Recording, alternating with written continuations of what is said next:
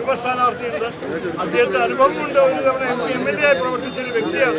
അപ്പോൾ അദ്ദേഹത്തെ നിയമസഭയിൽ നിയമത്തിലെ ജനങ്ങളുടെ ശബ്ദം കേൾപ്പിക്കാൻ അറിയും, അദ്ദേഹത്തെ ഓരോരോ വിഷയങ്ങൾ അറിയും. പക്ഷെ അത് മാത്രമല്ല, അദ്ദേഹത്തെ പോലെ ആൾക്കാർ നാളെക്കുറിച്ച് ചിന്തിക്കുന്ന സ്ഥാനാർത്ഥികളാണ്.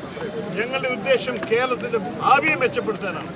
വെറുതെ ഇരുന്നിട്ട് നമ്മൾ ഇടതുപക്ഷി ആക്ഷേപം പറയൽ മാത്രമല്ല, അവർ പല 10 വർഷക്കാലം ദുർഭരണം ചെയ്ത് നമ്മളെ വഷളാക്കിയിട്ടുണ്ട്. പക്ഷേ അത് മാത്രം ചൂണ്ടിക്കാണിച്ചാൽ ഞങ്ങൾക്ക് അറിയാമല്ലോ. ഞങ്ങൾ പറയും, നിങ്ങൾക്കൊരു കാഴ്ചപ്പാട്, നിങ്ങൾക്കൊരു സങ്കല്പമുണ്ട് കേരളത്തെ നന്നാക്കാൻ. അതാണ് ശബരി, ആ പുതിയ കേരളത്തിൻ്റെ ഒരു മുഖമാണ്. അതുകൊണ്ട് ഞാൻ അദ്ദേഹത്തിനൊപ്പം നിൽക്കാൻ ധൈര്യത്തോടെ ആത്മവിശ്വാസത്തോട് പറയുന്നു, അദ്ദേഹം നല്ല വിജയ സാധ്യതയാണ്.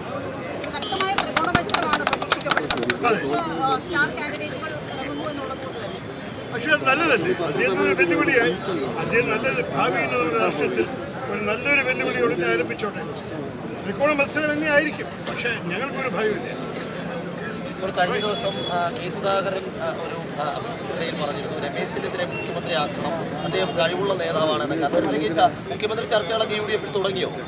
എൻ്റെ അറിവിൽ തുടങ്ങിയിട്ടുണ്ട്. കാര്യം അവസാനത്തിൽ നമ്മളുടെ പാർട്ടി ലൈൻ ക്ലിയറാണ്. വിജയം വന്ന ശേഷം MLA-മാരുടെ അഭിപ്രായം അറിഞ്ഞിട്ട് ഹൈക്കമാൻഡ് തീരുമാനിക്കും.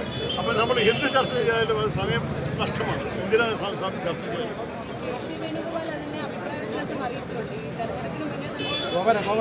ഈ വിഷയം വെറുതെ എനിക്കും എതിർപ്പാണ്. നമുക്ക് ജനങ്ങളുടെ വിഷയങ്ങളാണ് പറയുന്നത്. ജനങ്ങളുടെ വിഷയം ഏത് കസാലയിൽ ഇരിക്കുന്നതല്ല.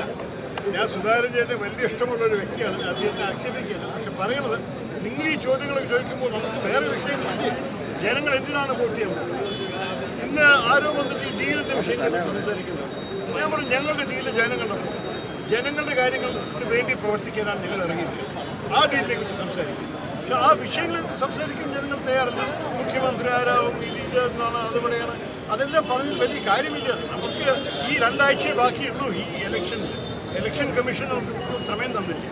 ജനങ്ങളുടെ വിഷയം വോട്ടർമാരുടെ മുമ്പിൽ എത്തിക്കാനാണ് ഞങ്ങളുടെ കടമ. അതിനാണ് ഞാൻ അറിയുന്നത്. മുഖ്യമന്ത്രിയുടെ കഴിഞ്ഞ ദിവസത്തെ ഒരു പരാമർശം വലിയ ചർച്ചയായിട്ടുണ്ട്. വീട്ടിൽ പോയി ചോദിക്കാൻ പറഞ്ഞു, ഞാൻ വീട്ടിൻ്റെ വെളിയിലാണ്, അപ്പോൾ ഞാൻ ചോദിക്കാനുള്ള